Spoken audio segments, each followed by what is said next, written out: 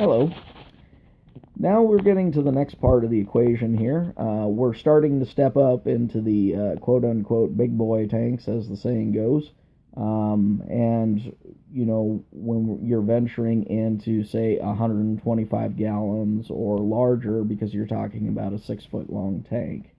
Now, the 125 gallon tank is actually a pretty good choice. Generally speaking, standard dimensions on a 125, 6 feet long, 21 inches tall, 18 inches front to back. So basically, it's taking a 75 gallon standard tank and stretching it out 2 extra feet of length, which is great dimensions. A standard 125 is a significant investment. Even used, I'd be in the $1,500 to $2,000 range, particularly if you're talking about something that's a reef. So it's not an investment that I recommend to take lightly, just because it's fairly significant price for most people. Obviously, if money is no object, then go ahead and buy one, whatever you want to do. The 6-foot long tank opens up your stocking options quite a bit. You can venture into some larger tanks, although it's still, in my opinion, too small for a blue hippo tang, aka Dory, as a lot of people like to try and call it, which, by the way, irritates people in the hobby, so I don't recommend it.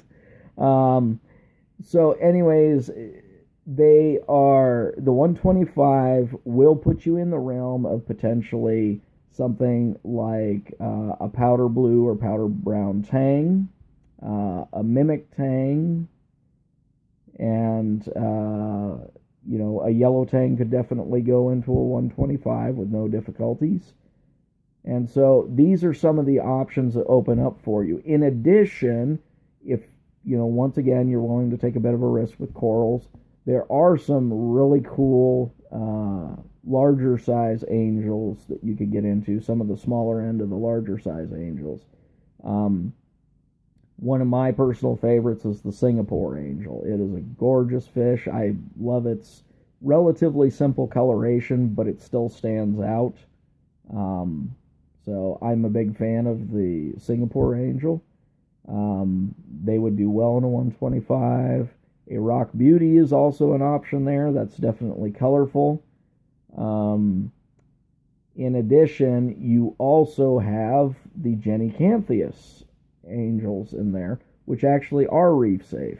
Things like the gorgeous Bellis, the Lamarck's angel, Watanabe from Japan, and the other one being the Swallowtail angel, which would be, and Lamarck's.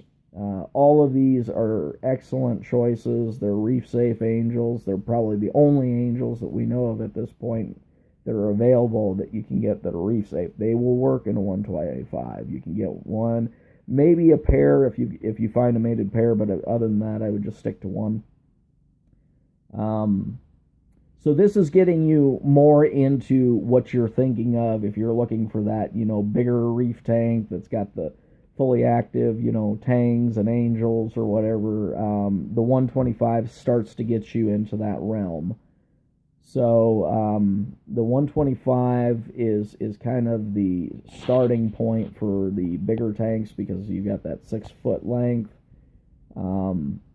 It's gives you, obviously, you could probably put 15 to 20 fish in there if you wanted to, depending on their size. They are a great tank for display purposes. So, but once again, the downside is very significant investment for startup costs. It's not something to be taken lightly where you just randomly throw money at it, because if things go wrong, you've got a major problem on your hand. Once again, you're also going to have the issues dealing with the sump and the additional equipment, which means more maintenance for you, more glass work to clean on a regular basis. At some point, I'm not sure how big it is, you go to a dual overflow system in your tank, and that's the overflow that drains down into your sump, which means an extra overflow to potentially clean out periodically to maintain. So it's just bigger scale water changes for partial water changes, even though technically if you need to go a little bit longer without a water change, you can, as long as you stay on top of testing your water parameters. So the 125 is a good choice for those who are willing to really commit to the hobby. If you're not willing to do that or whatever, then yeah, I definitely recommend going with a smaller tank. So you're talking about a significant investment in your time and effort in order to do this. With my 90-gallon tank, I'm just giving you a heads up, I probably spend about 30 hours per month maintaining my 90-gallon tank. So with a 125, it's going to be even a bit more, just because by nature of it being a larger tank. You're definitely going to want to be running stuff quite about as automated as you can get it with a 125, just because of the scale of things. You know, making sure that you're running like an auto top-off system, making sure that you're, got a good pump to do water changes with and stuff like that. So anyways, that's kind of where we're at as far as 6-foot tanks.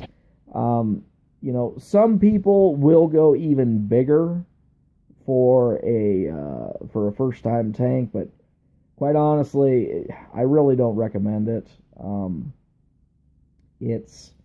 I would say a 125 is really about the top end for a first timer coming into the hobby, because it's a steep learning curve with all the additional equipment, sump, protein skimmer, filter sock changes, making sure that the return pump is properly cleaned, skimmers properly cleaned, sumps properly cleaned, the skimmer being dialed in, which by the way can be a bit of a pain because they fluctuate a lot in the first week and a half or so that you run them.